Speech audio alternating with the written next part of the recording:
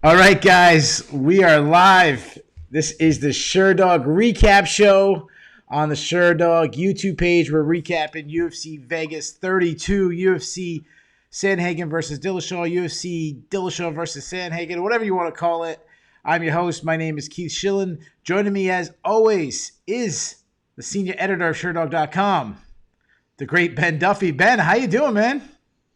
I'm feeling pretty well. I feel as though we harp on this on a lot of these fight night cards, but it is 9:30 my time. It is 10:30 your time. So if I seem to have a little extra burst of energy, yes, it's partly because this was an electrifying card with a couple of, at least borderline fight of the year type fights. And part of it is just because I am not dead tired. Yeah, absolutely. So I want to thank everyone who's already in the chat. The chat is already buzzing. My good buddy Dave Chickaparm says, I'm smelling like Sam's Cola. Dude, my man knows me. There's a Sam's Cola. Can we get a sponsorship? I mean, we had the Dr. Pepper versus Reese's fight. We gotta get some Sam's Cola. Let's give us some love. Anyways, we got lots of stuff to talk about. You mentioned the time. I've been saying this for literally 20-something years. MMA is better when it ends at a normal time. I know that people in Europe will be like, hey, it's like 3:30 in the morning. You know what? 3:30 in the morning, you're boozing it up. You're having a good time when you're at the bar. Come in at 3:30. It's a great night. Same thing with MMA. Everything's better when we end at a normal time. Ben, I want to do something completely different, and we're going to get to a lot of the comments. Both me and Ben are monitoring it. There's people chatting, and we appreciate you guys. We love all you guys. Ben, I want to do something different than we normally do. Shout out to the guy in South Dakota, by the way. I didn't know anybody actually lives in South Dakota. It's nice that someone lives in South Dakota. No, I'm just kidding. Ben, let's do something. I want to ask you one question. What we always at the end. We always end the show with what's your grade for the card. I want to do it first. Is that okay? Is it okay if I break the rules? Absolutely. My grade's an A. You want my grade first? My grade's an A. Mine's an absolute A. I think this thing, even with the controversy, there's some controversy. There's it would be an A plus to me if we had like a crazy knockout. That's the only thing we were missing. But we had submissions, we had stoppages, we had absolute wars. I think we had fight of the year candidate. We had a couple fight of the year candidates. Corey Sandhagen almost had a submission of the year in the first 30 seconds of the fight. But to me, this is absolutely everything delivered. I was at the edge of my seat, especially for the main event. Ben, give me yours. I'm gonna give it an A minus. Okay. Things that could have made it an A. Yeah, some of those bad decisions stung. And I'm not even talking about the main event. We'll get to that, but that's arguable. There were a couple of inarguably bad ones, and then it still feels like the loss of the Ladd versus Shasan fight just stings me just a little bit. Okay, fair enough. Yeah, I get that. That happened last minute co-main event. The co-main event that replaced it absolutely delivered. I don't know if people agree with the judge's decision, but we'll get up to that. So, guys, we'll open up the chat to the question. How did you guys score the card? Give us a grade, A, B, C, D, F, whatever you guys think. Put the plus and minuses in there, A plus, A minus. Ryan Elberg gave it a B plus because of the judge, and I understand that. The judging wasn't great, but it adds controversy makes me remember it, later on. So that's why I still have it an A. Let's get right into it. Main event, absolute banger. TJ Dillashaw versus Corey Sandhagen. TJ Dillashaw won a split decision. I'm not going to bury the lead. I'll get right to it. I have not seen your scorecard. I don't know if you submitted to MMA Decisions. I submitted mine to MMA Decisions. I had it 48-47 TJ Dillashaw. Agree with me or disagree with me? I disagree. I had it 48-47 Sandhagen. Okay, give me the rounds. I gave Sandhagen 2, 4, and 5. Okay.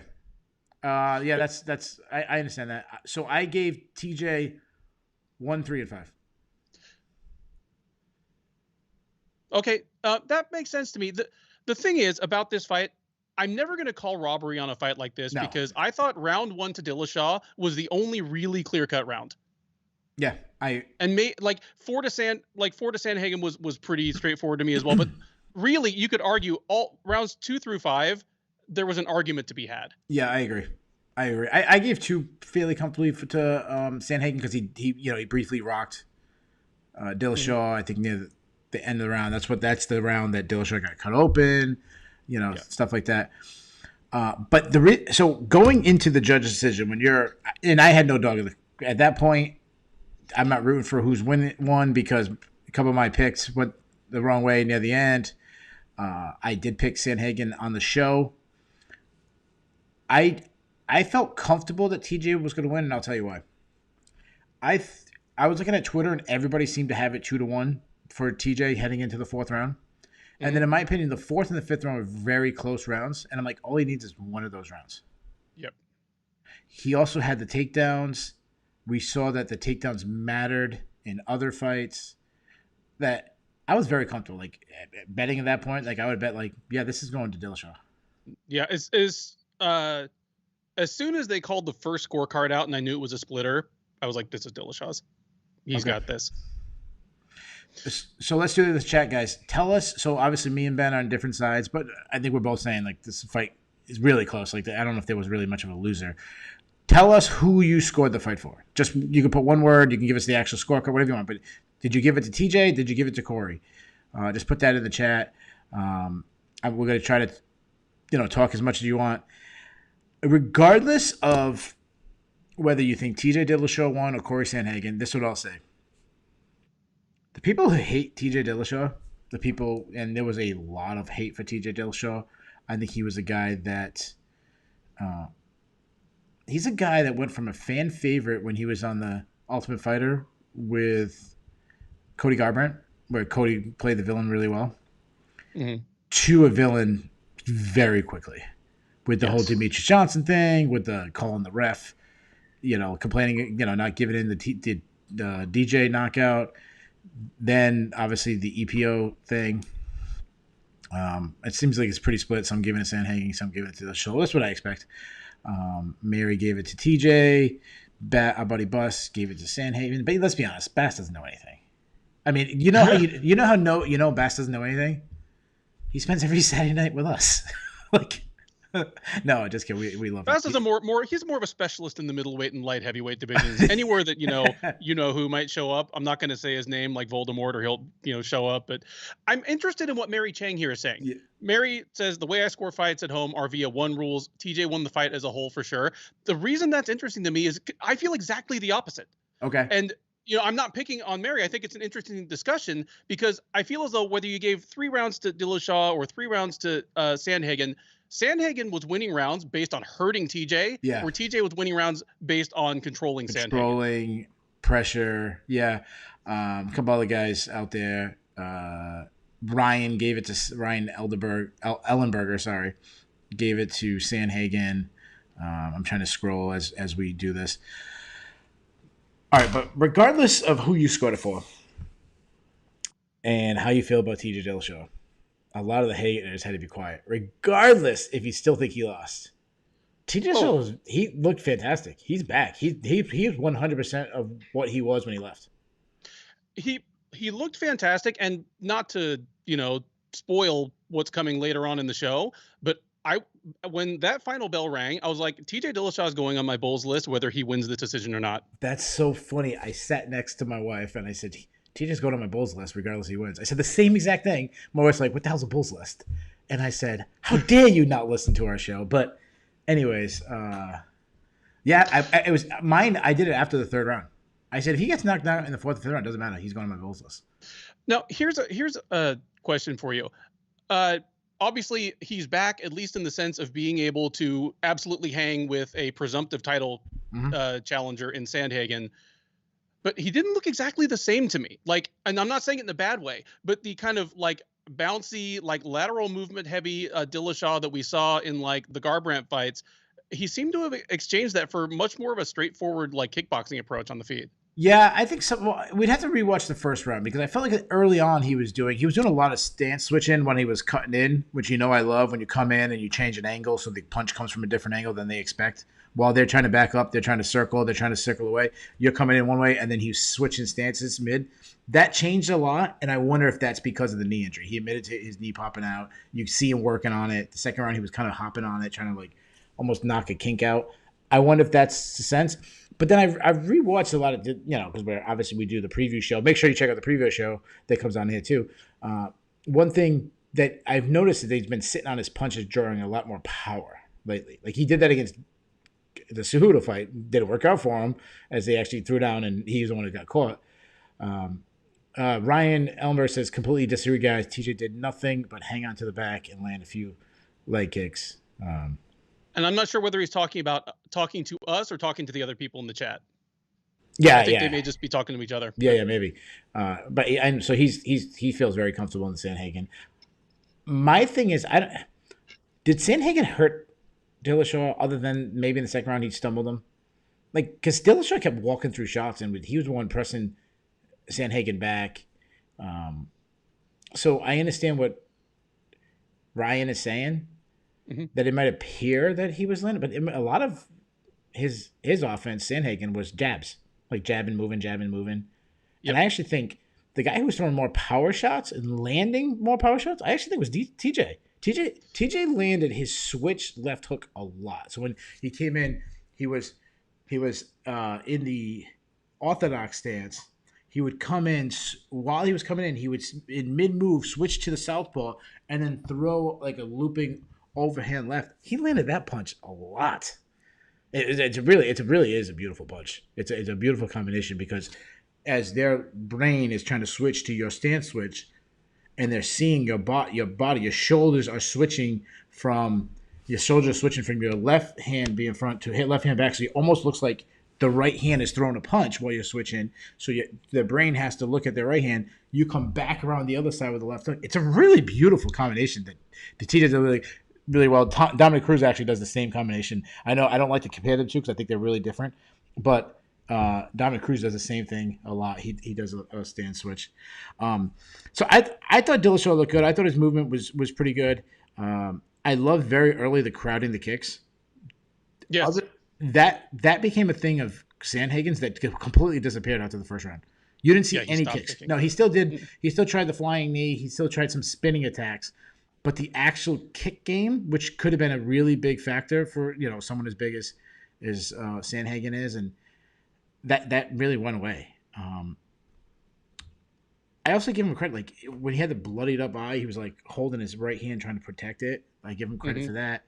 Just to me, and then the pressure, like say what you want about the EPO and how much did that help him across his career.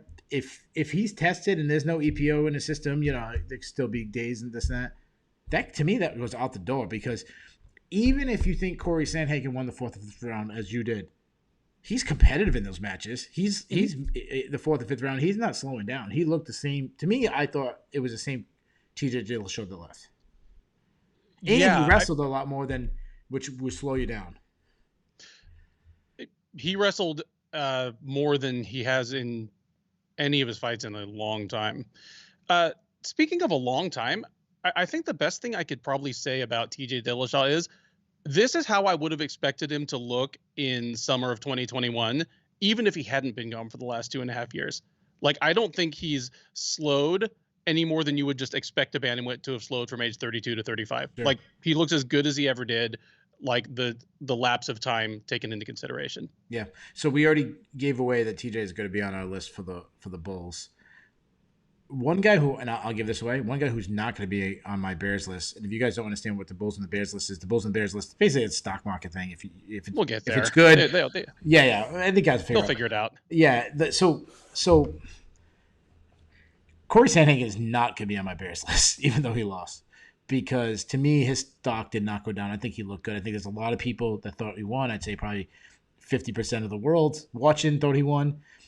The thing that so impressed me is his ability to strike while backpedaling, kind of retreating from attacks, his ability to land punches. That is so impressive. Now, he doesn't land the power that, say, Stipe Miocic does when Stipe, obviously you're talking about a bantamweight versus a heavyweight, and that's something that Stipe is legendary for. Chuck Liddell's legendary for his ability to strike while backing up, Anderson Silva. But Sandhagen's keeps technique. He was hurting. I shouldn't say he was hurting, but he was landing clean shots on TJ as he was backing up. I was really impressed by that, because that was not his strategy. That wasn't his. Sorry to interrupt you. That wasn't his strategy. He didn't want to have to be foot on his back foot and backpedal the whole fight. He fought against his strategy and still arguably won. Yeah, a fantastic performance that way. I made the comment on Twitter, kind of middle of the fight, that he looked almost like Max Holloway, only moving backwards. Yeah. Just the way he was able to put together, Sure. streams of accurate punches in combinations while switching stances. Only Max Holloway does it while moving forward on you, and Sandhagen was able to do it while moving backwards, circling out. It was a thing of beauty. Absolutely. His takedown first was strong. That said, like his takedown defense was strong and his ability to get back up. But I agree with what Daniel Cormier is saying. A guy getting behind your hip and controlling from behind is still a major thing in the grappling you have to learn. Like he lost big moments carrying TJ's weight in those positions, having TJ briefly jump on his back. Randall saying way more than 50%. I don't know. I look at Twitter and it seems pretty 50. I wasn't counting people. I probably saw 200 people. I wasn't counting people, but I just checked MMA decisions. Okay. It's about 2/3 Sandhagen cards and 1/3 Dillashaw cards. Okay. All right.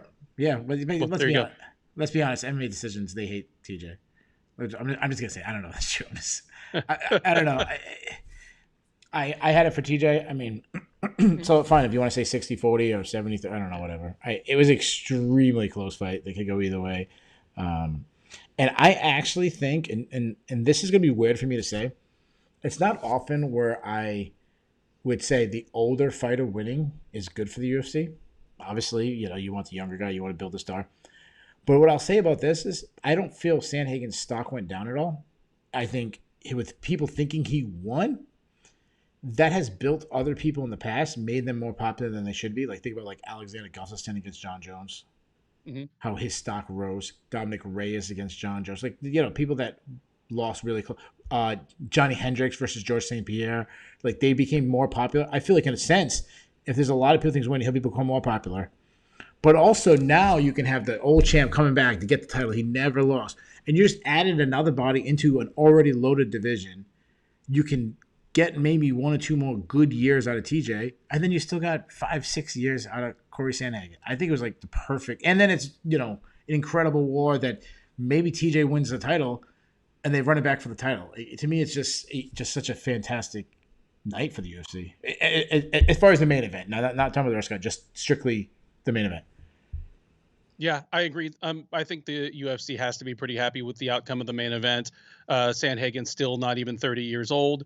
There's nothing I saw from him tonight that makes me think he won't be back, and won't be around as a top title contender, for at least several years to come.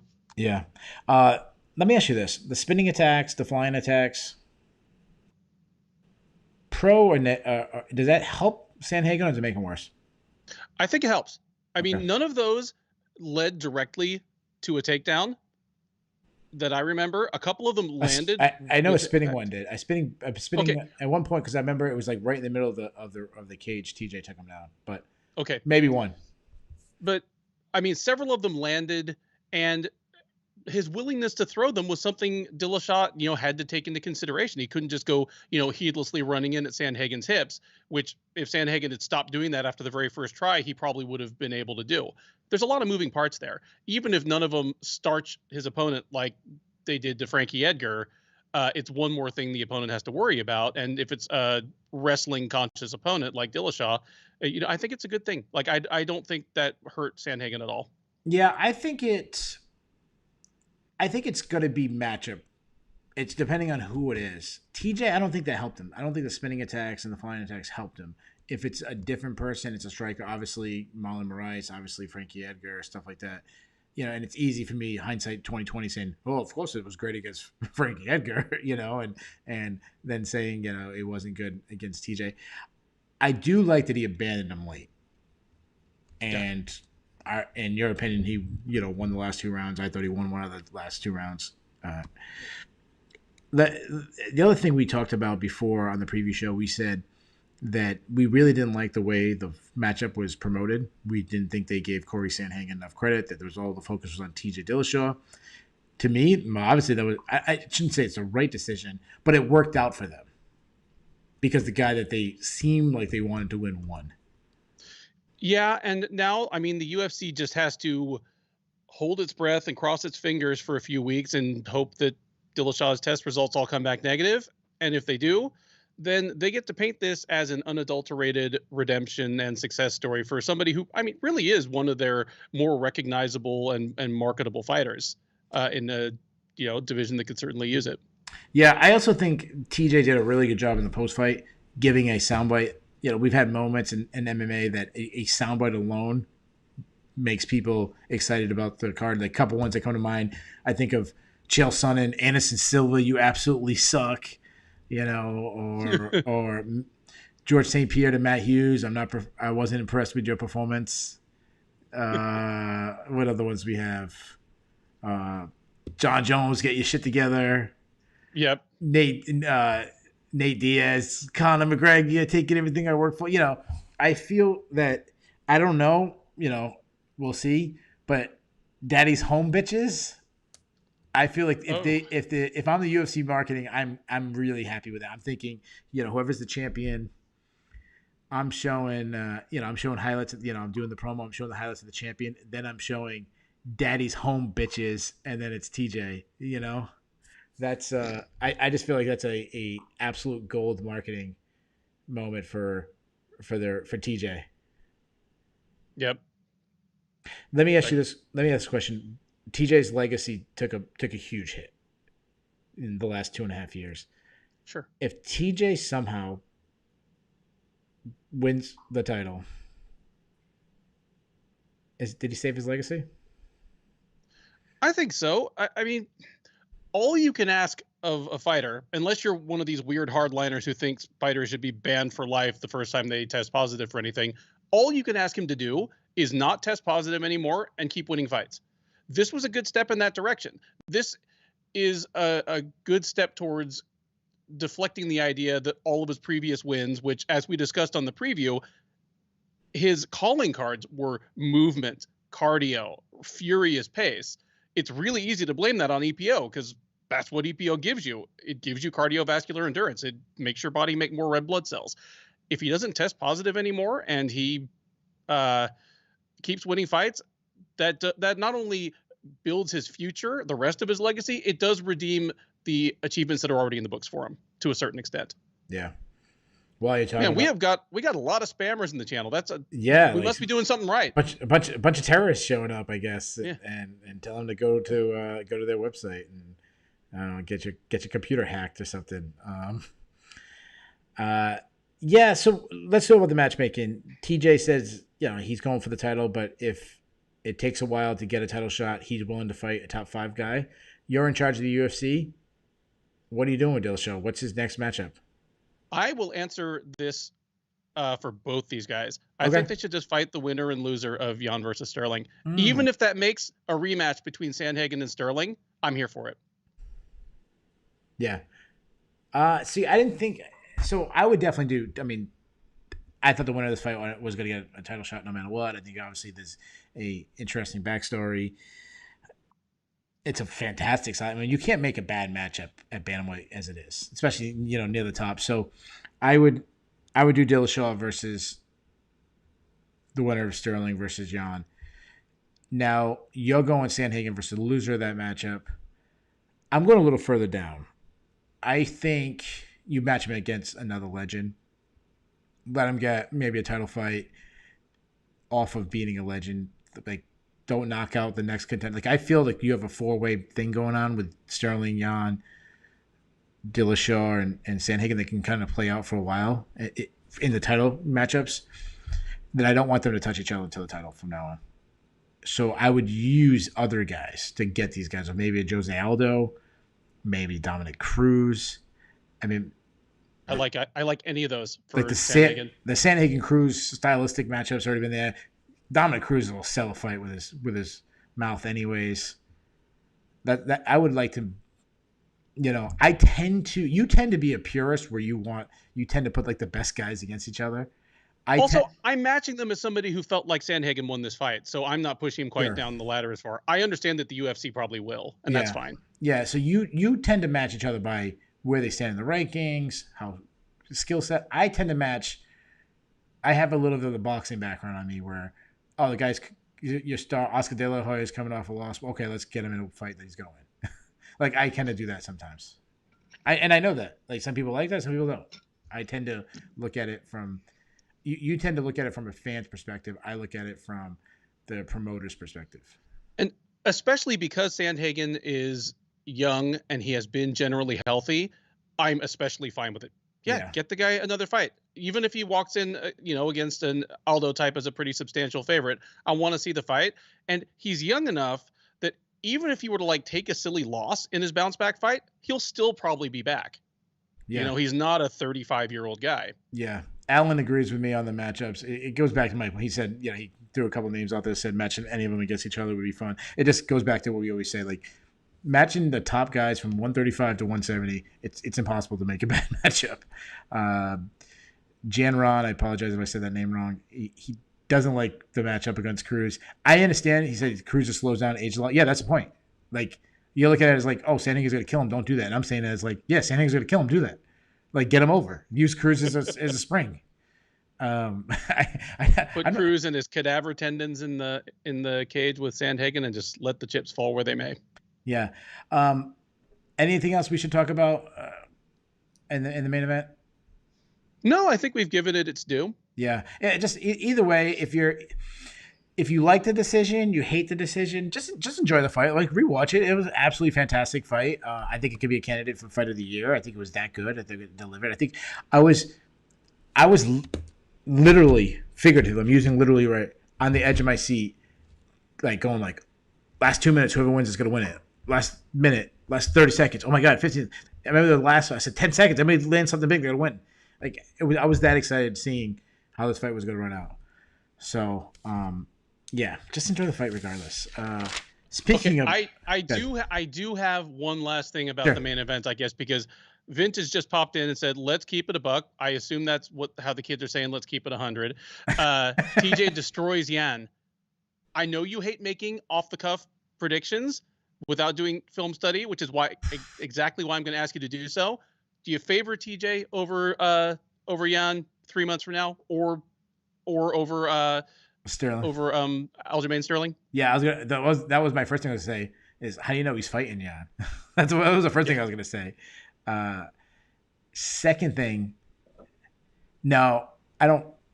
Off the cuff, I don't favor him greatly based on the takedown defense of Yan. The one knock I've always had about Yan is he cruises a little bit at times. I feel like he fights down to his competition sometimes. He doesn't throw enough, but it's weird. Patience in a thing in MMA is like a two-edged sword. Patience in one sense is fantastic. You're waiting for the thing, it's going to come to you. Adrian Yanez has a little bit in him, and it worked out tonight for him, where you're fighting the long game, where you're setting things up to get a knockout, third round, fourth round, you're kind of setting traps. Yan does that fantastic. The problem with that is to give away rounds. And if those traps, you don't catch the bunny in the trap in the third, fourth, fifth round, you go home not eating, Yeah. I don't know. Like, I would probably still I still want the younger fighter, but God, how great would that fight be? I mean, seriously. Like, I'm going to have a really good, if that's the fight we get next, if Yan wins and that's the fight, like, I'm super excited to break down that one. Like, that's going to be fun. And that's the one that I might reach out to people who have more knowledge than I do. And there's a lot of people out there in the striking game and ask them to show me some stuff, see what they see. Cause that's oh God. Who was that mentioned that Yan versus, was Vintage. That Vintage, buddy? Yeah. Vintage, big TJ fan. Vintage, yeah, dude, you got me really excited for that matchup, Vintage. So if that fight comes back, make sure you come back on the recap and tell us how you knew that was going to be fantastic. Co-main event: Kyler Phillips versus Alan Paiva. And do we have the awards yet? We do. Okay. Because I really want to know who got the fight of the night. Because that's a tough choice. Fight of the night: Phillips versus Paiva. Okay. Performances of the night: Adrian Yanez and Darren Elkins. Wait a minute. TJ got nothing? Oh wow. A free This set was of a Toyo tires. Yeah, this was a tough night to pick winners. I mean, Mickey Gall, I think he could have got something. Julio Arce had a really great Brandon Allen. I mean that one definitely went to decisions. It'll be hard to, but that fight was an incredible fight up to that point. Just it was just that's why I give it an A. This is it. So let's get into it. Same thing we had. Very controversial decision. Highland Paiva won a split decision. Do you agree with it? It was actually a majority decision Oh, because I'm there was sorry, one majority. draw and two. No, I didn't agree. I scored it a draw. I thought the first round was a pretty clear 10-8 for Phillips. I thought Paiva won the second and third. I saw it as a draw. Sorry, I was popping open my Sam's Cola. Didn't want to hear it all over the new sponsor of the Shilling and Duffy recap show. Uh, Vintage thought Kyler won. I also went draw. I gave him the first round. I gave Paiva the second, third. I saw some people giving Phillips the third round too, thinking that Paiva got a takedown, didn't do enough. Um, I will pull back the curtain a little bit. ESPN Plus completely didn't work for me for the entire fight. So the reason why we went up a little bit later than we normally do is I rewatched it. I didn't rewatch. I watched it for the first time after the main event. But in fairness, I was watching it while I was kind of setting up. I was setting up links and streams and getting Ben on. So I didn't watch it as good as as I should have, as I normally would have. But I thought it's a 10-8 round in the first round for sure to me. Because at the end of the first round, I was actually screaming like, "Ref, stop the fight!" Like, Yeah. I mean, good thing he didn't. Obviously, Paiva had stuff left in him, and he was. And if I wonder if there was 10, if it wasn't 10 seconds left in the round, and there was 45 seconds left around, would he have jumped in that like 45 to 35 second? Like we'd be like, he's not taking this damage for another 45 seconds, but you let him take it for the last 10. Yeah. I I don't agree if that's what they did. Yeah, I don't The either. amount of time left on the clock shouldn't matter, but it may have factored into it. Yeah. No. I'm not saying I agree, but I do think that's what factored to it.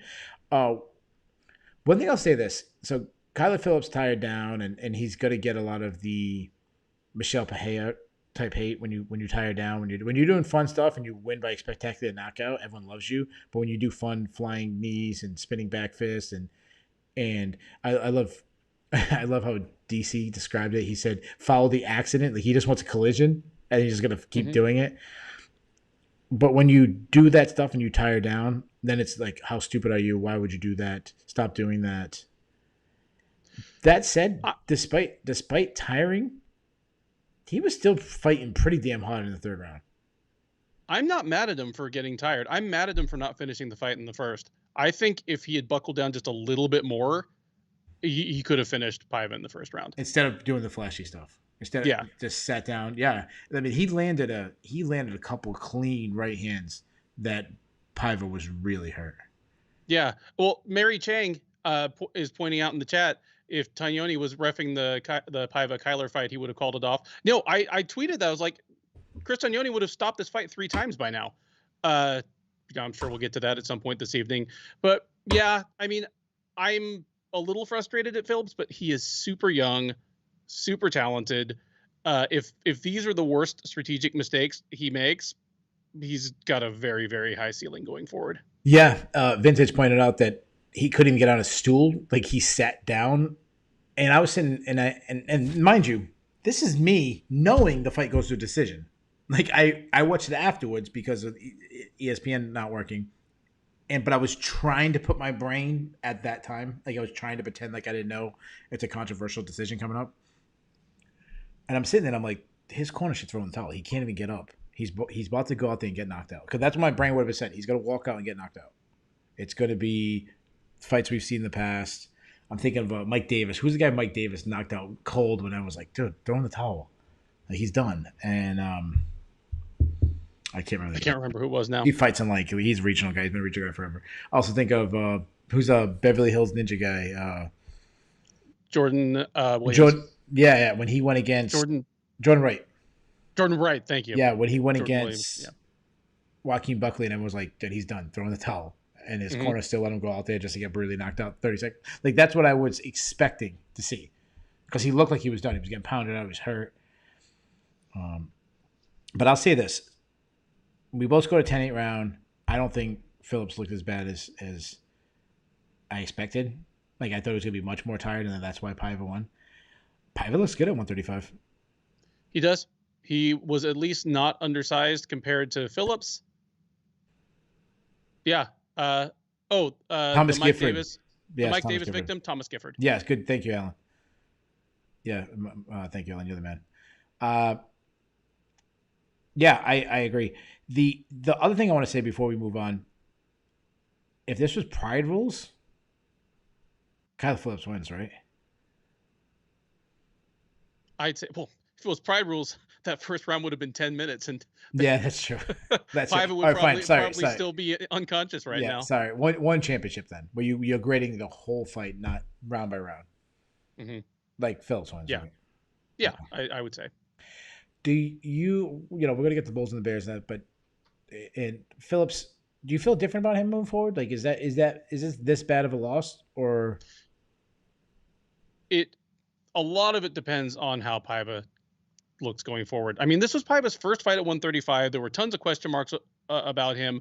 I favored Phillips so heavily, partly because I'm high on Phillips, and partly because there were so many question marks about Paiva. If Paiva goes on from here and wins like 3 more in a row in this division, this loss will age well. Yeah, I agree.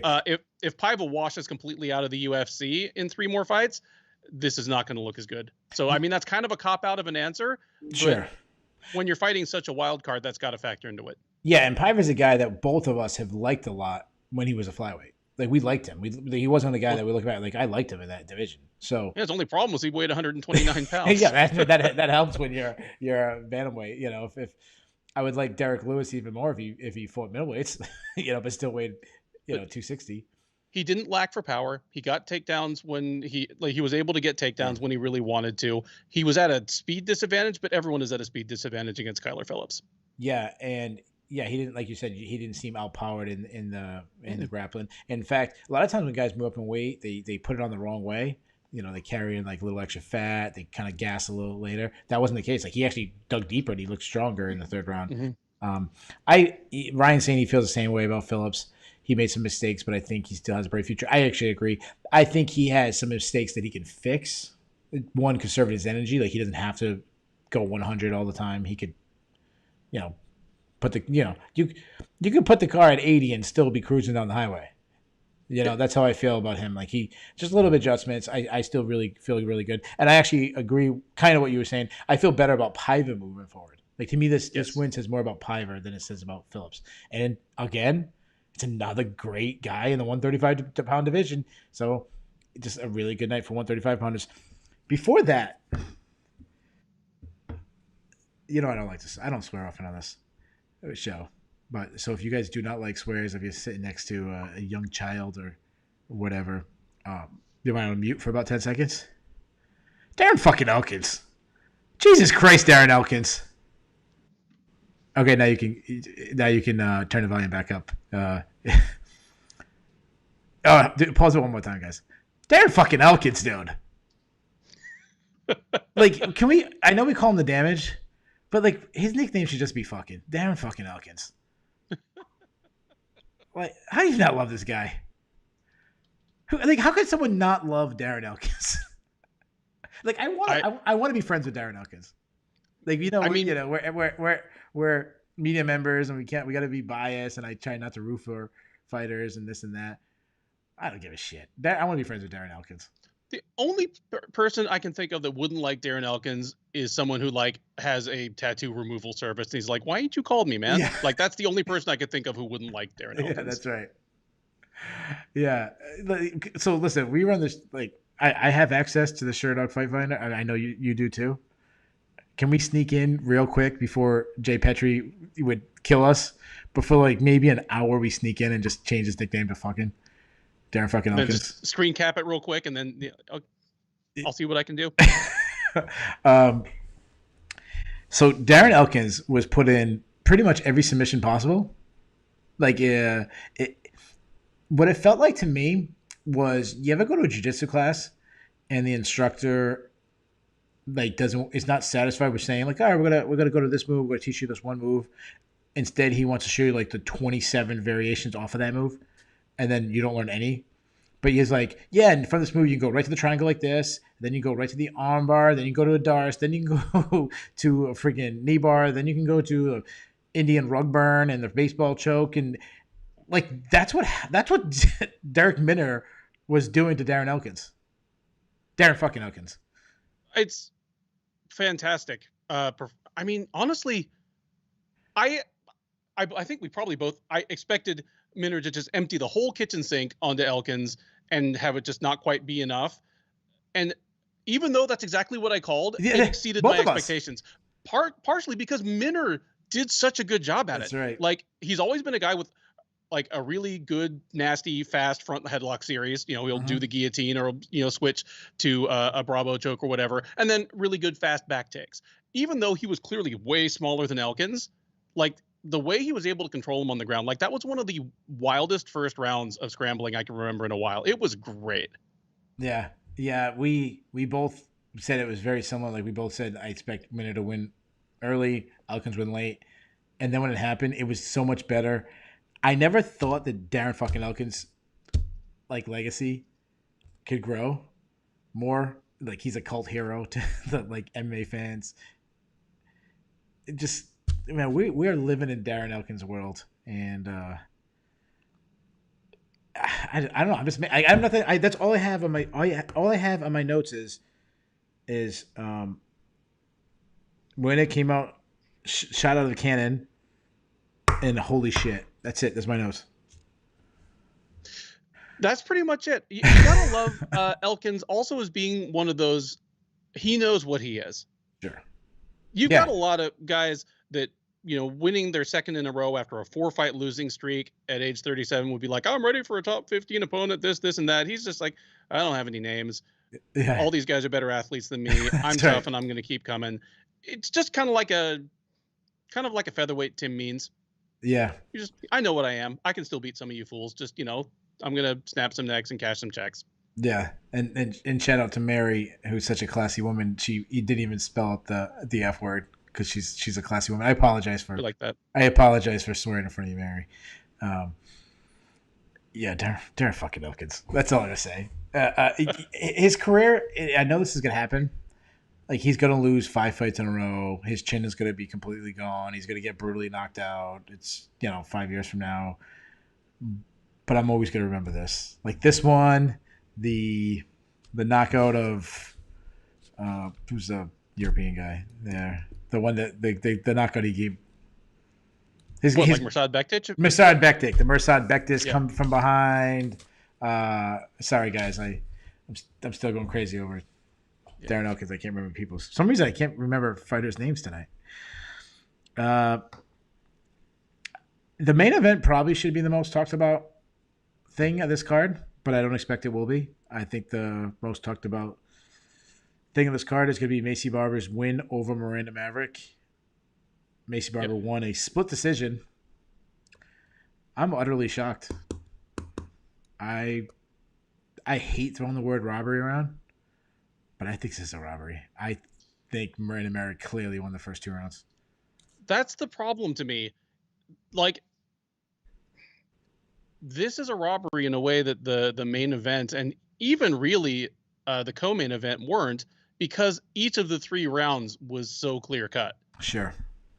Like, I feel pretty strongly that the first round of Phillips versus Paiva should have been 10-8 for Phillips, but I'm willing to brook an argument to the contrary. I don't understand how anyone could have watched the second round of this fight and given it to Maycee Barber. I just don't get it. Yeah, I say that we say this a lot. There's a lot of fights that people say are robberies are not robberies. I've said this a million times. Name me, like, write down a list of actual robberies in MMA, and it's way shorter than you say. Just because the guy you think won lost doesn't necessarily mean a robbery. Like, I'm ready to blow people's minds. I think Johnny Hendricks beat George St. Pierre. I don't think it was a robbery. Like, I think you could watch that fight and say George St. Pierre won. Yeah. Because but most people it's one the of the biggest swing rounds ever. are arguable. That's You know? that's my point. Yeah. I want to rewatch this fight and try to find what Macy won, because that might change my opinion. But as I stand right now at 11:14 p.m., the night of the fight, what's it, July? I don't even know what month it is. July 24th. It's 11:15 p.m. on the East Coast. I think this was an absolute robbery, and I feel bad for me. I feel bad for Miranda Maverick, especially because she lost half her money. I saw an MMA decision that it was like 22 people gave their scorecard. All 21 or 22, whatever it was, gave the score to 29-28 for Miranda Maverick. Like, we're not even debating which rounds. Like, everyone gave the first 2 rounds. Yep. That's it. Let's talk about Macy Barber for a second. The difference to me in the fight. Wow. I still think she lost, but I'm trying to find something to discuss other than it wasn't a robbery. Let me ask this. Let's just a chat. Is there anybody here think Macy Barber won? And guys, do us a favor. If anybody does, we'll ask them why they think, and then just let it be. Like, let's not be assholes to them. If they thought Macy won, okay, Macy, you think Macy won. Explain why. But then let's not call them idiots. And let's not call them morons. Let's not call them casuals and newbies and any of that shit. Like, oh, okay. No. Like, you thought they won? We save that for the actual judges. Yeah. Those guys are assholes. I just want to know, of everybody, like all the people in the chat, are we all in agreement that Miranda Maverick won? I don't see anybody so far saying that, Macy won. We'll keep it going. Obviously, it takes a little while. Michael is saying Corey got robbed. I disagree. You could argue that Corey won. I don't think he got robbed. This decision is way worse than the main event. One thing I'll say about Macy, the third round Macy Barber starting to become a thing. Like, and honestly, she's concerned. She's kind of like emptying her gas tank in the third round, and she's constantly winning the third round. Like, I'm impressed by that. I think she showed enough in this fight, and I'm still considering her lost, to still feel good about her moving forward, being that she's 23 years old. She's so young.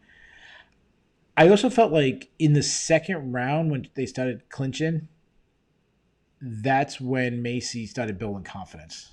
So she looked like she had no confidence in the first round. Nope.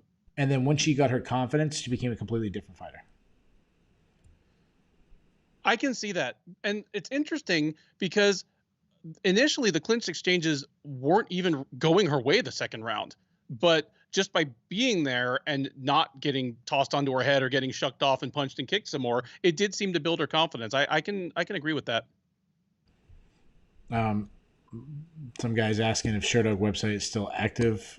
There's only one way to find out. You go to your browser of choice, type in Sherdog.com, and see if anything happens. Yeah, if not, we can use the tell clicks. me if anybody's hiring, because I just apparently lost my job. So. Yeah. Last time I checked, we were number one MMA per traffic, but maybe we aren't. Yeah. We could use Raj's click, though. Yeah. Appreciate you coming in. Raj, make sure to visit every page just to make sure we're all still up. Yeah, Ben's eyes are turning green as that goes. So yeah, I thought Macy's confidence made her a better fighter. One thing I also wrote down, which I didn't think it would, I think it's something we talk about. Second round was close, and then I gave it from Miranda, but it was getting close, and then Miranda getting the takedown late. I was like, that was so brilliant. It was a close round. I thought she was winning it, but you never know. Then she just bull rushed a double leg takedown. And I'm like, she just secured the round for sure. Like, that was brilliant. That's so smart of a young fighter to do. Yeah, that's very, very good strategy. Solid stuff. It's interesting. These two, I still think they both have a solid future in this division. I don't consider this a setback for Maverick. No. And like you, even if Barber had rightfully lost the decision, this would have left me feeling better about her. Yeah, I agree. But it's interesting that Maverick already feels composed beyond her years as a fighter. Just good in-round adjustments, good between-round adjustments, no real lapses in fight IQ that I can remember. Yeah, I agree. The two other things I want to say before we move on. Mayte Barber gets a lot of hatred, and I understand she brought that on him. But what do I want to say, people?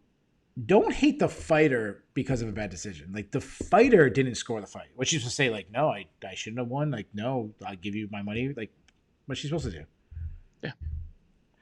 The other thing I want to say, as a side note before we move on, in Macy's post-fight interview, she mentioned a organization, Operation Underground Railroad. It's an organization. She talked about sex trafficking. It's an organization that helps, literally rescues girls from sex trafficking. I just want to mention this real quick.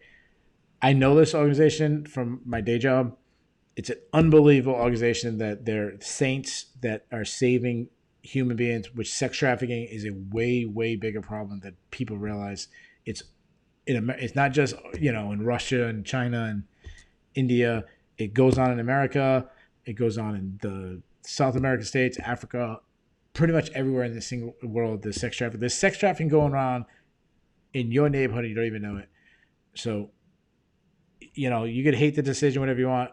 Good of Maycee Barber to mention them when she, been a while since she won. She took that chance to give credit to a great organization. Check out their website. If you have money, please donate. Do your research. And, yep. Yeah, it's great. It's a fantastic website. Anyways, Adrian Yanez versus Randy Costa. We knew this fight was going to deliver. To me, it was just brilliant fight.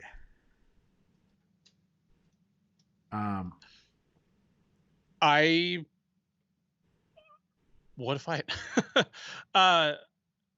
What a problem Randy Costa is at 135. Yeah, he is. Like, you have Yanez, and you and I both think that Yanez is one of the better boxers in the division. Absolutely.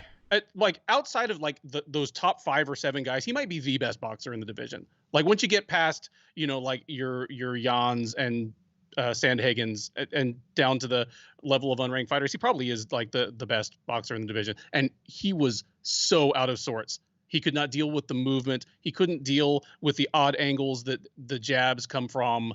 Like, I know that we at Sherdog unanimously picked Yanez to win this fight. Yeah. I was a little nervous for about 4 minutes. Yeah. Allen, I love his comment. As advertised violence for as long as it lasted, awesome fight. Like, that wrapped it up. It was one of those fights that everyone was so excited. And a lot of times we get super excited for a fight and then it doesn't live up to it. This one did. Costa looks sensational. And you talked about his power, his output, his weird angles, his high kicks. Like, he had no answer. But to me, Yanez stayed so composed. He was gathering reads, and he was, as we talked about, Peter Yan playing the long game. Yanez was playing the long game too. Like, he knew, like, all right, weather storm, and I'm gonna start landing. Shout out to DC. DC talked about he needs to start parrying the jab. If people, I know I try to explain what parrying the jab means. When I throw a jab at you, when it's coming, it's kind of hard to without two people. When the jab's coming, you actually push it down and flick your hand up, so you actually jab with it. So it's like boom, and then you I don't know. It's kind of hard to explain. You actually use their offense to set up you going over the top and landing your own punch. When I box, that's actually the main thing I do is parrying. Once he started parrying the punches, it suddenly went from Costa's jab being the difference maker to completely Yanez's, where suddenly Costa stopped throwing jabs because of it and completely just crumbled Costa's game. Once you took away his jab, everything else crumbled. It was like a Jenga. Like, you pulled out the wrong piece and then crushed everything came. Like, you didn't realize how valuable that piece was. And he started getting his own pressure. To me, like, it was such a brilliant performance by Adrian Yanez, and I am so excited for his next matchup. I'm with you, obviously, and I'm a big local booster, but I'm a local booster of Yanez because for several years now I've been like, I cannot wait until he gets a chance to show what he can do against UFC level guys.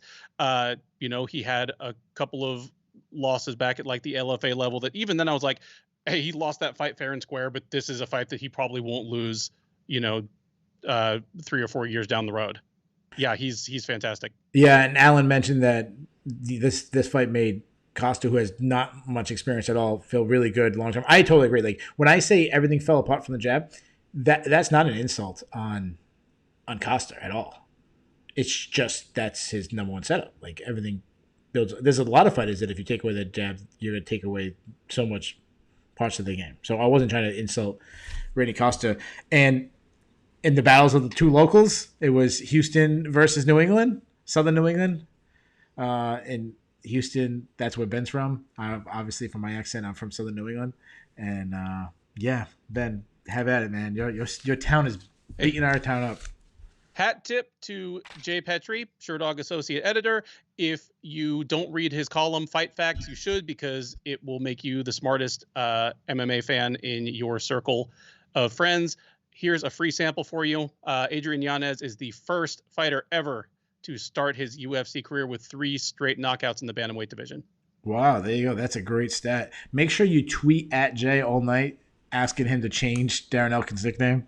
Yeah, oh, Jay, we already have his blessing. He gave that to me offline, so I'll get to work on that as soon as we're done. Yeah, absolutely. I feel fantastic about Adrian Yanez. Like, he, to me, looks like a top 15 guy coming real soon. I think he's going to have one setback. I expect that, one in the division, being a young fighter.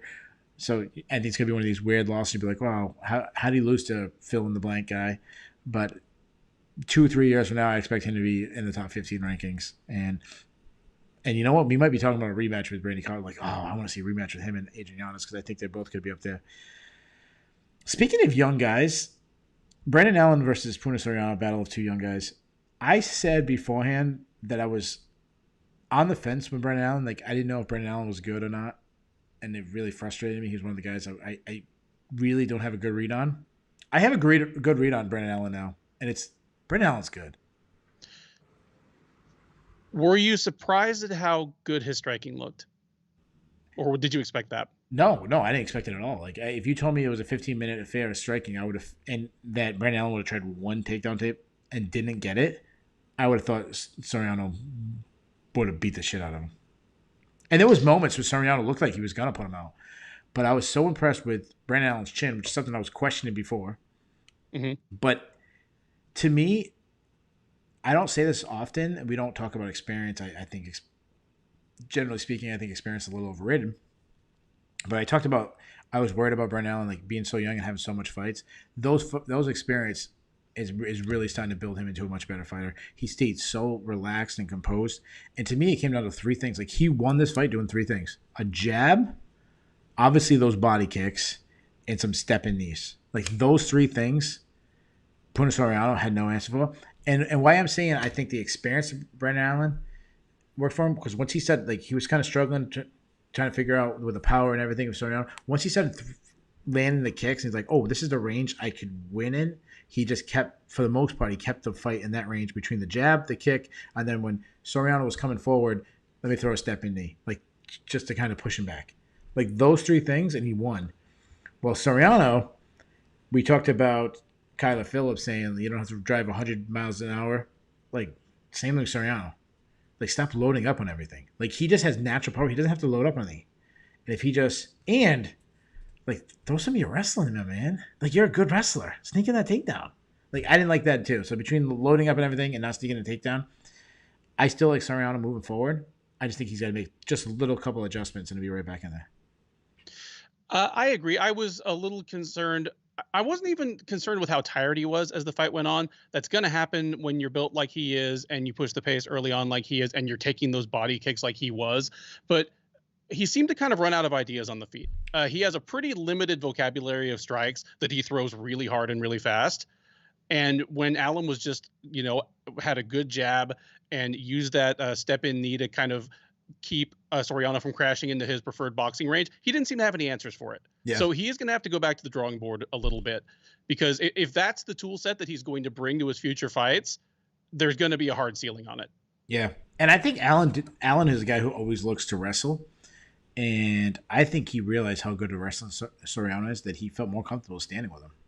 And it obviously worked out for him. And just a really good win by Brendan Allen. One thing I want to talk about before we move on, Daniel Cormier, I think, is a fantastic commentator, between like his comedy that he adds to the broadcast, and he never lost the fan aspect of him. Like, that is right there. I think he obviously is a top 10, top 5, whatever, wherever you want to, like, one of the greatest fighters of all time. one of my just favorite people like in MMA. I've said for a long time I think could be the face, like the ambassador of the sport, the Michael Strahan type, the guy who could, like, if he one day is hosting his own talk show, midday talk show, like that wouldn't surprise me. Like he has that big a person. I love Daniel Cormier, but what the hell was he talking about with it? Going after Rob Tatum's scorecard, the great Rob Tatum of Combat Press.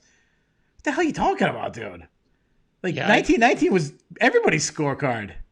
it was weird, and he doubled down on it. Like I think like Yeah. Cruz even disagreed with him, and yeah, it was weird, But the man's entitled to an off night every now and then. Yeah, and it's, I know it's different when you're commentating. You're not scoring, but you're focused on different things.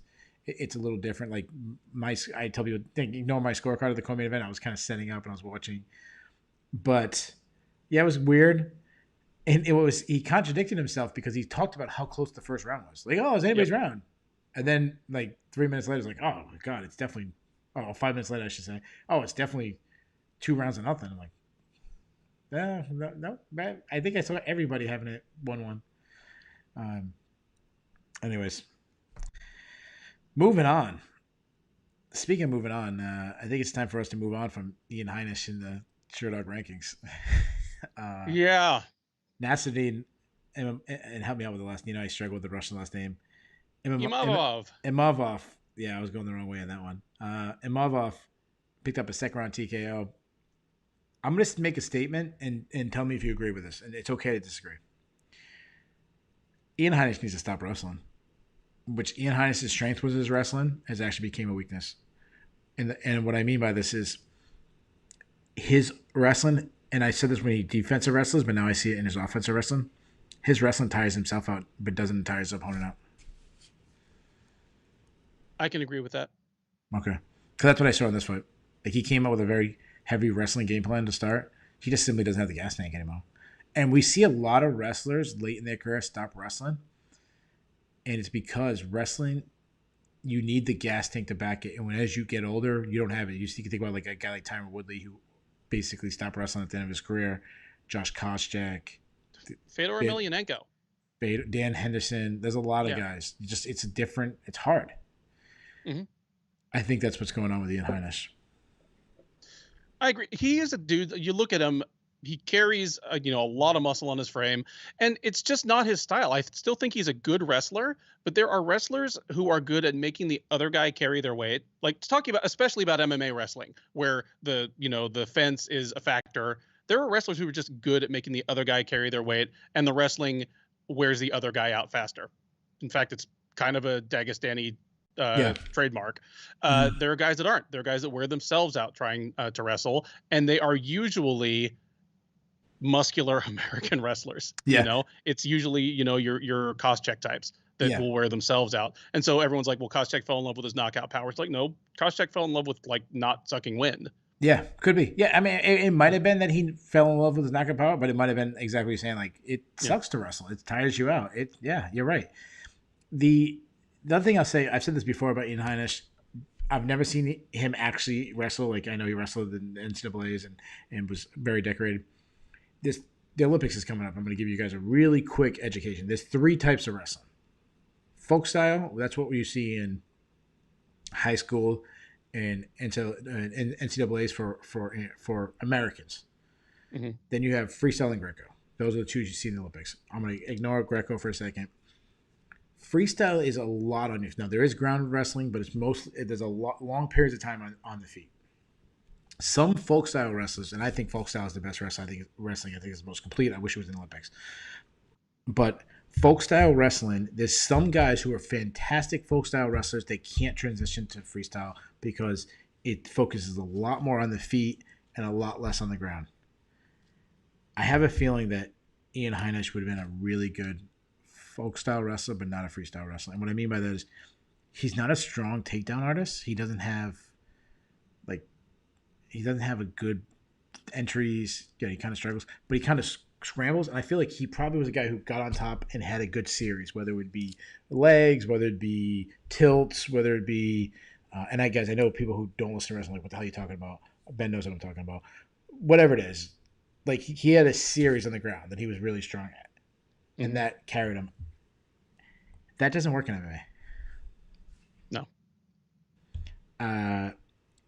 I also love that Imavov added in his own wrestling, which I thought tired out Heinisch even more. Agreed. It kind of reminds me of what Gastelum did to Heinisch in their fight.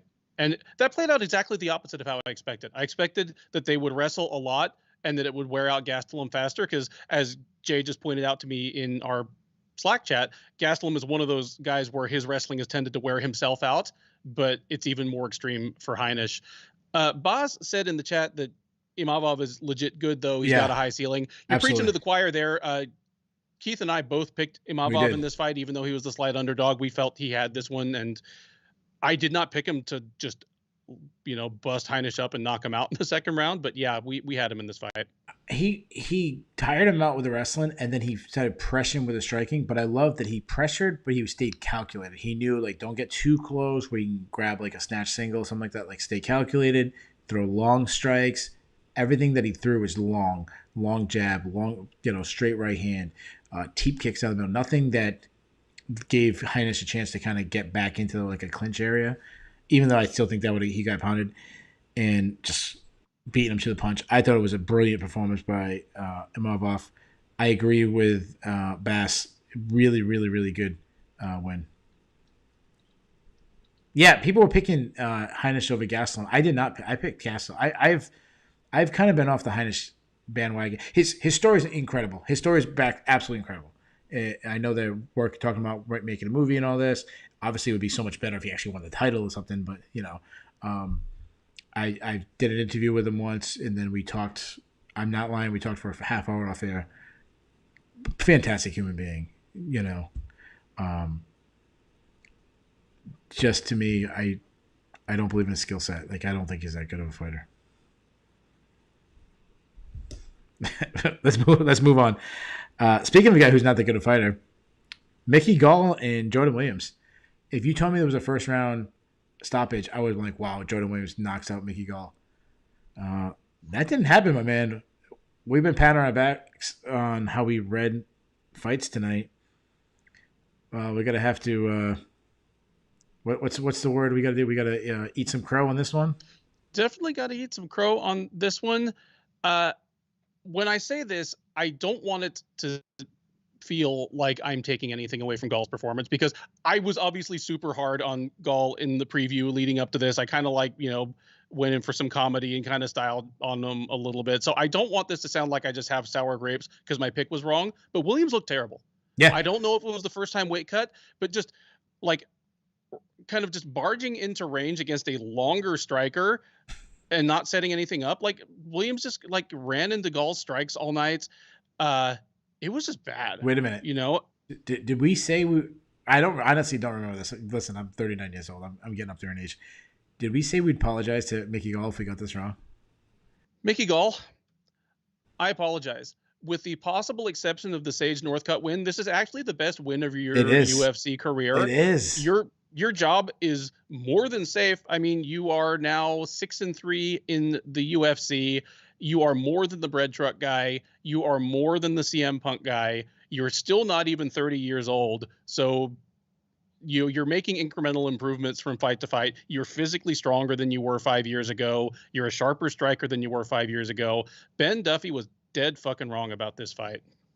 Yeah, I don't remember if we were supposed to apologize, but I will, because I said on the preview that Jordan Williams was going to knock out Mickey Gall. I felt like I had an overall good night of picks, but I said Jordan Williams was one of my best bets. I thought Jordan Williams was going to hurt Mickey Gall and maybe knock him out. I was wrong. Mickey Gall is the most fantastic fighter in the UFC. He absolutely ran through Jordan Williams, had one of the best performances of his career, steamrolled him. We're living in Mickey Gall's world. I'm an idiot. He's a genius. He's a fine human being. I'm sure he donated some money to Operation Underground Railroad. He's a fantastic person, fantastic fighter. And honestly, we probably should cancel the show for ever saying anything negative about Mickey Gall. How's that? Is that a good enough apology to Mickey Gall? But yeah, Mickey looked great. Good for him. Speaking of looking great, Julio Arce, big long layoff. Man, he looked. Speaking of guys who look better than ever, I thought Julio Arce looked better than ever as he knocked out Andre Ewell, second round TKO. I'm kind of, even though I picked Arce, I'm kind of shocked by his performance. Like, I didn't expect him to win a blowout. I picked Ewell, so clearly I'm shocked. Yeah. So I'll let you take it away. Well, But I'll say why I'm shocked. Shocked for two reasons. One, that it was an absolute blowout, but even more, it was a blow on the feet, and it was distance striking. It wasn't in close, beat him up. Like, it was the area that I expected Andre Ewell to have his best.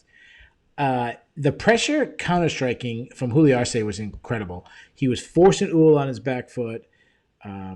He was landing counter shots, but he was landing power counter shots. He really picked up the timing of Ewell.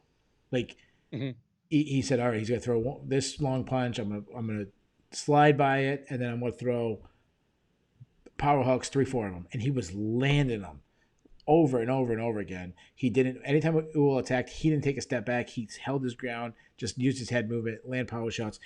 I thought it was one of the best performances of his career. That said, you got to feint, my man, Ewell. Like, use some feints. When a guy's landing counter strikes, you have to draw out the counter strike. I kicked out a teep kick, a little feint. Oh, we got to back up. We got to talk back up. Like, Adrian Yanez for a second. Did you see what Adrian Yanez was doing with it? Besides his jab, did you see that Adrian Yanez was throwing his jab, but he was throwing it, when he started landing his jab, he started throwing it short and he was doubling it, but he was throwing it short. So Randy thought, like, okay, it's coming back, so I can kind of drop my hands. He'd throw it. Instead of what they call chambering, like a gun, you chamber the round, like a shotgun, you chamber the next one.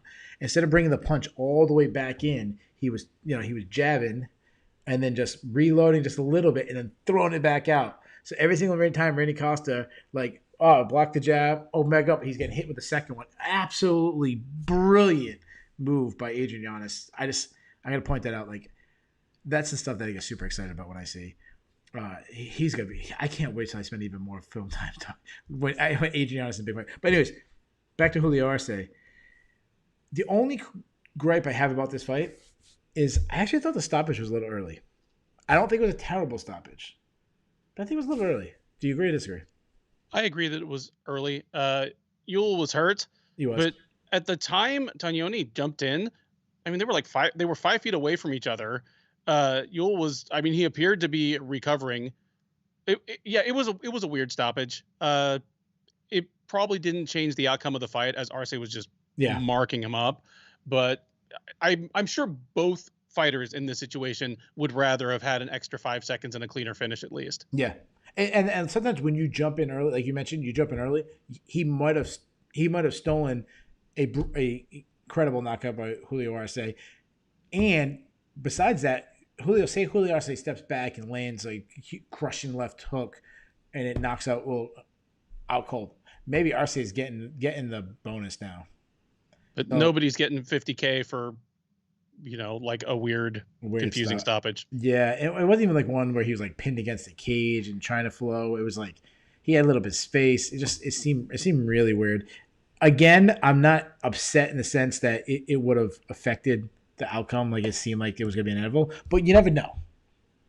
Yep. So, speaking of never knowing the outcome of the fight, you can't say that about Sijara Eubanks versus Elise Reed.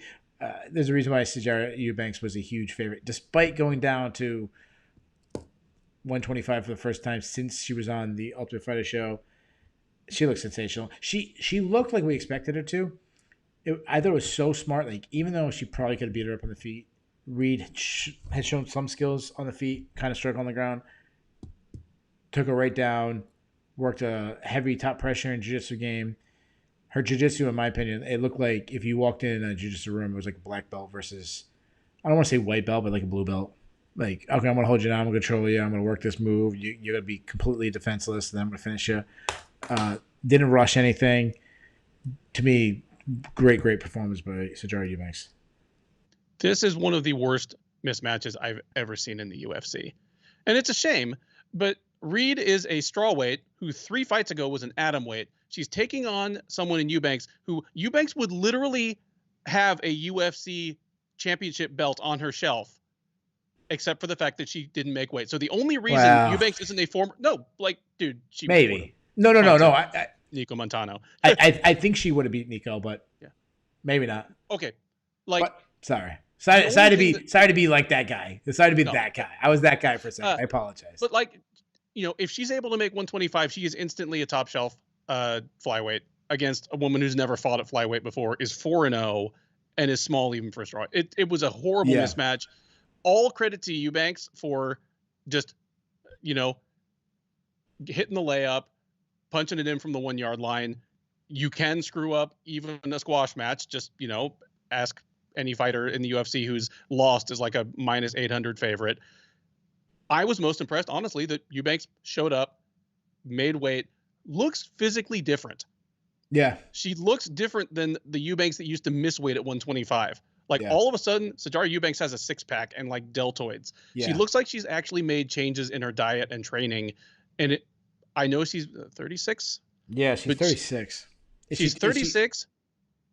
Did she do it 3 years too late? 4 years too late? I feel like she did.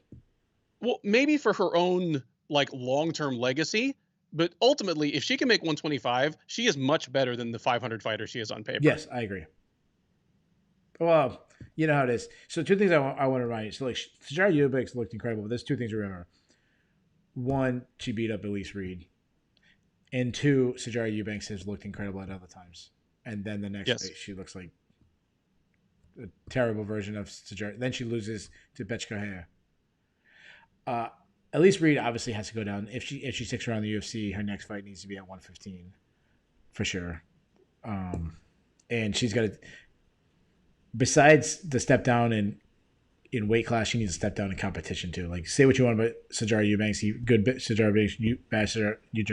She has good UFC experience. She's taken a high level. She mentioned at the end of her post-fight interview, she was saying like, "Oh, I fought this girl, and she was naming all the ranked fighters. Like, she needs to take Elise Reed's next fight needs to be very low end UFC level girl, same at the place where it's banging on the door of the UFC. That's it. Absolutely. JT said Reed was the new student who didn't give up her lunch money. Yeah, she didn't give it up, but Sijara still took it from her. Like, yeah, she didn't give up easily. Yeah, I like that. One more question about Sijara Eubanks before we move on. How far until the title shot? I mean, it sounds crazy. She's got one win in the division, but when you have a champion you have a shallow division, you have a champion who's already smashed everybody. What are you saying? Two more fights. Two? Yeah. She needs to win two more. Yeah. I wrote two or three. This division is starving for any woman who's won 3 fights in a row and hasn't lost to Valentina Shevchenko yet. Yeah. And Eubanks, with the storyline around her that, hey, this woman only missed out on at least a chance at being the division's first champion because she couldn't make weight for the tough finale. Like, the narrative writes itself. It would be easy to sell this fight. I'm not favoring her against Valentina Shevchenko. No, me neither. Nobody quote me as saying that. Yeah. But she poses some unique challenges for her. Yeah. I would say that she has as much of a challenge as anybody else in the division. No, I mean, that's not saying much, but like, there's not someone else in the division I go, yeah, that girl's better than Sijara Eubanks. Like, I'm not saying there's not girls in the division I wouldn't pick over her. I'm just saying, like, they're all in the equal field. Yeah. I mean, sure, she'll be a plus 650 underdog. So would everybody. Just get the next body in there, preferably not one that Shevchenko's already trashed. Yeah. And speaking of trash body, no, that's not how I want to do this. I'm not leading to this fight by saying that. I was only joking. First fight of the night, Hannah Goldie took on Diana Belvita. I hope I say that last name correctly. I was impressed by Diana. I was impressed in that fact that I believe she's 25 years old. She was a girl that a lot of people, has already written off as not a UFC level talent. And to me, we saw improvements, and some of it could be she took on Hannah Goldie, and I think that's obviously a big part of that. But I also think some of it is she's 25, and this is what happens when you're 25. You make improvements.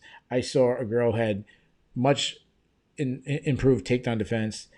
I loved her straight punches. Her right hand couldn't miss. And I loved the very beginning of the fight, Hannah Goldie throwing high kick after high kick, and a lot of them were blocked, but the commentating team was going crazy with the high kicks.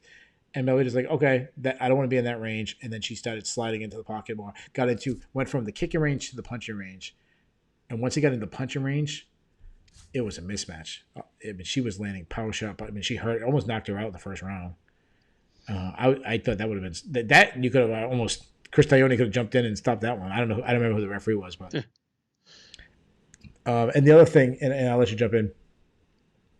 I thought Goldie should have used that karate kick more, the push kick that we've seen her use before to kind of keep getting that space so she could throw kicks. She didn't do that. It became a one-sided affair, except like the last 10 seconds where she got taken out and got mounted. And honestly, to me, it was such a great performance until the last seconds because if there was a minute, she's losing. She got saved by the bell. Like she was not getting out of that mount. Yeah, I agree. Belbita looked fantastic. I had already written her off. Just when someone comes over, especially from continental Europe promotions, with a reputation of being a decorated kickboxer, and then the UFC, they just show themselves unable to deal with the speed and physicality. I just instantly go, okay, I saw this movie and I liked it better when it had Ariane Lipski in it. Yeah. So I've been at least slightly wrong about Lipski. I'm prepared to admit that I may be wrong about Belbita. She looked better at 115.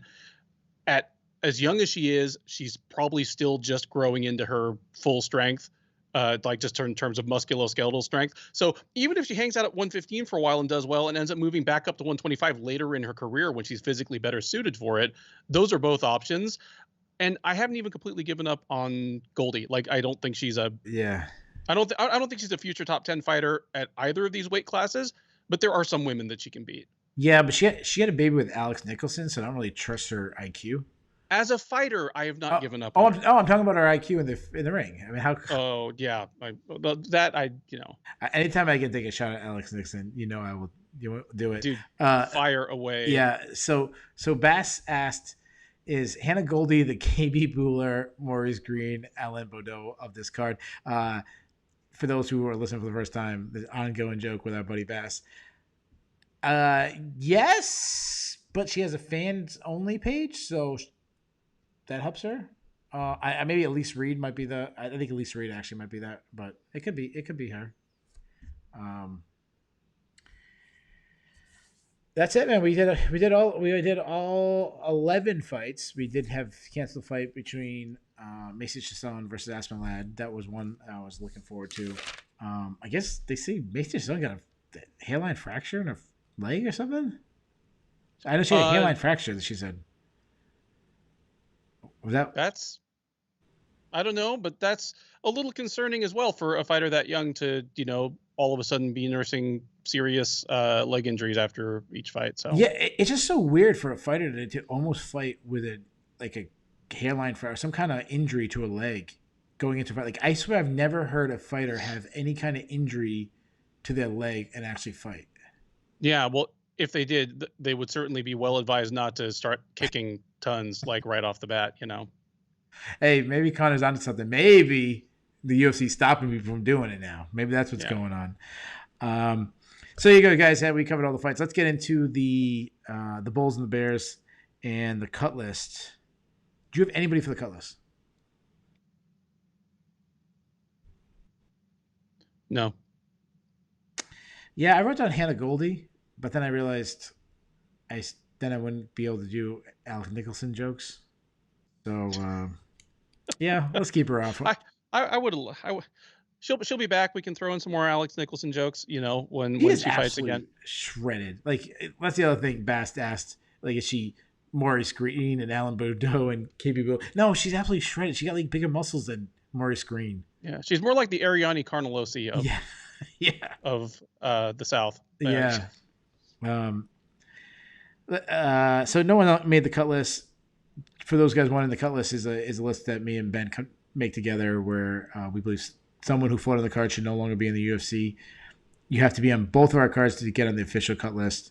So let's go to the Bulls and the Bears. The Bulls and the Bears is a stock market reference type thing. When things are going good in the stock market, it's a bull market or bull stock. Things going bad, it's a bear market or bear stock. We do it hockey style, 3, 2, 1. So you can pick up to 3 people. Ben, you want to do positive or negative first? Let's be positive. There was nobody for the cut list. Let's keep everything happy for a minute. All right. We both put TJ Dillashaw on the list. I'll ask you this: is he number one on your list? No. He was number one on my list. So let's hear what you got. Well, I got to throw in something real quick. Jay Petrie, the invisible producer, is surprised that we didn't put Ian Heinisch on the cut list. 4 losses in his last 5. His only win in the last 2 years is over Gerald Meerschaert. Yeah, I'm going to talk about that, but he's lost some good guys, though. That's the only thing. Like, he's fought to, like, Imavov, Gastelum, Akhmedov. Like, that's his last 3 losses. Like, those are good. Brunson. Those are, like, tough. I get where you're coming from. Like, if he loses his job, I'm not shocked. And he's to me, he's going to be one of those casualties based. It'll probably be more on how much he makes pay. You know, and we don't consider that when we do the cut list. But, no. He's just fought really good guys. Yeah. And I like the idea of the UFC having every like LFA middleweight champ ever on the roster at the same time. I was bummed when they let Marcus Perez go. So yeah, I love that guys have given their stock up. I love that. Yeah. So let's hear who's your number 3 bull.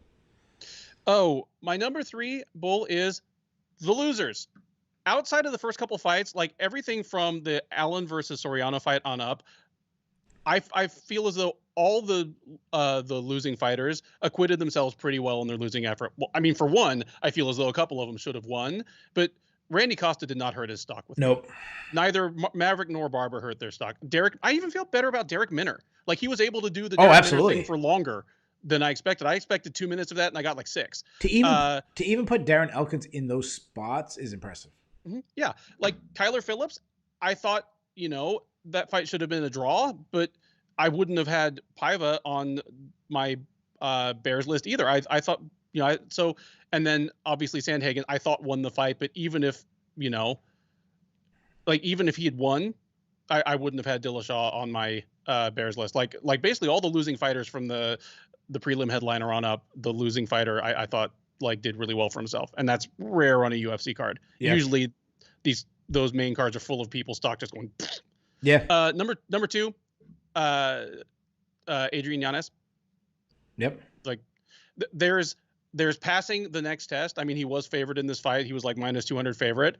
And then there is passing your next test in a way that, Keith wasn't able to like stop talking about how excited he is to see Yanez's next fight. So am I, because if he had just blown Costa out in 45 seconds, that would have been great. But I already know he can do that.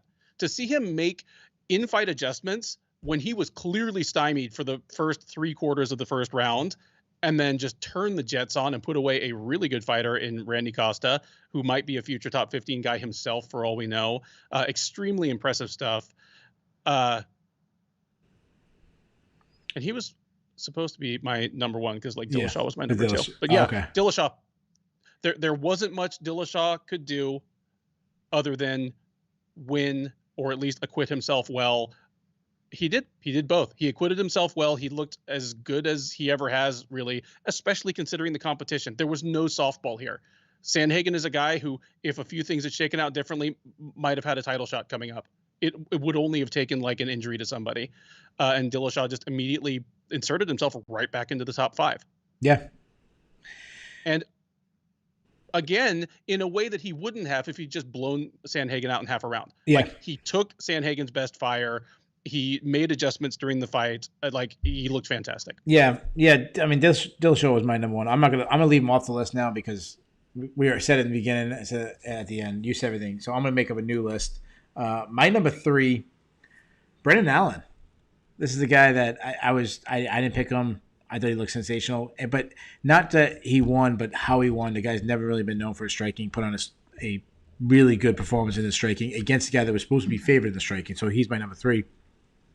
My number 2, and people are not going to like this one. This has more to do with the results than how it went down, but it's Team Alpha Male.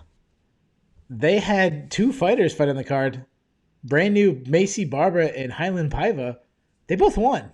Now, I don't think either one should have won. I think one should have got a draw and the other one should have got a loss.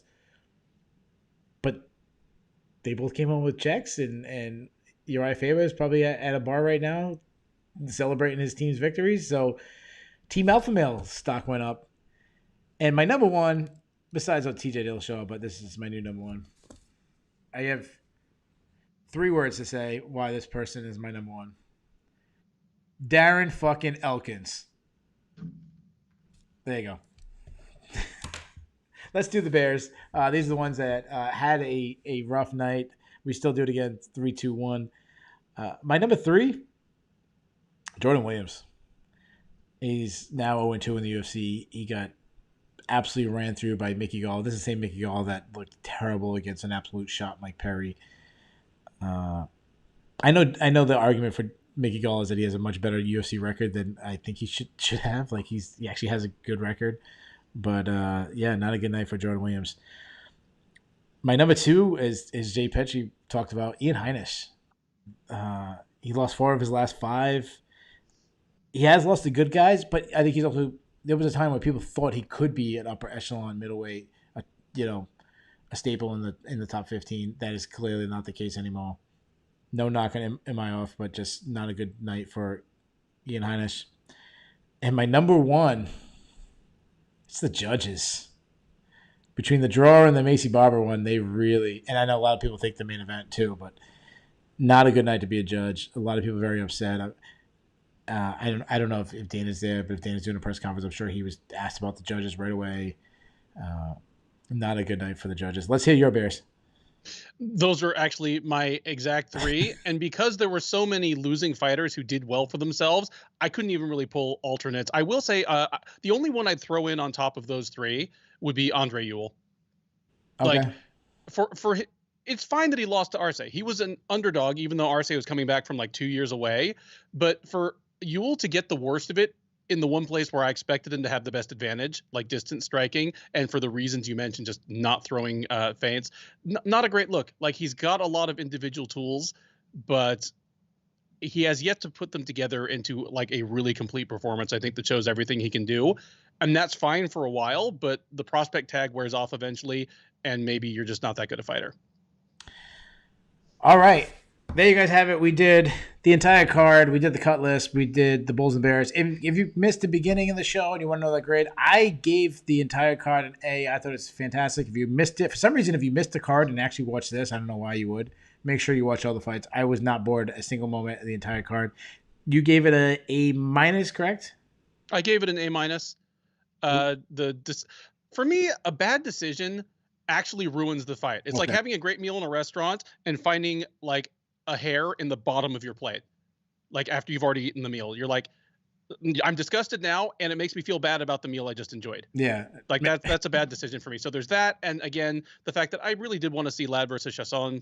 Yeah. It's even worse when you went to the local strip club for legs and eggs and there's a hair in there and it's a short curly one. That's next to worse.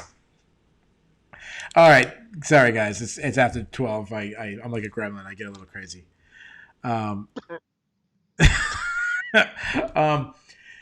So you guys have it. Hey, I want to shout out to all the people in the chat. The guys are absolutely fantastic. I love that not only are you guys talking to us, that you guys are talking to each other, having great discussions. No one's being a jerk to anybody. Shout out to all the Russian terrorists that came in there and tried selling us some stuff. The chat MVP. It's a close race this time. I mean, Boz is like our OG. Yeah, he doesn't even care. But I've got to give it to Mary Chang tonight. She just came in and just started just shooting some strongly held opinions all around. Still not swearing. Great one-liner. Yeah. He's still not swearing. Yeah. Still like Mary Chang is the chat MVP of the night, but it's a wide open race next week. So, make sure to tune back in. Alan was in there. Alan was great. Alan throwing shade at the Texas judges, making me feel nervous about covering UFC 265 live here in Houston in a couple weeks. Yeah, Zebra Cheeks is always great. I mean, there's so many guys. You know what? The MVPs of those random Russians, they were so active. Yeah. But hey, guys, we'll be back. Actually, hold on. Me and Ben have to talk about this. But we have the preview show coming out this week. So if you can't get enough of me and Ben, I don't know why you would, but if you want to actually talk about the fights before they happen, we do what I believe is the most in-depth breakdown maybe in the world. I mean, there's some other good breakdowns out there, but I think me and Ben do it at least as good as everyone else. We'll be breaking on the next card. And Ben, I want to put you on the spot. We talked about doing Bellator card. I think the Bellator card kind of weak, except for the main event.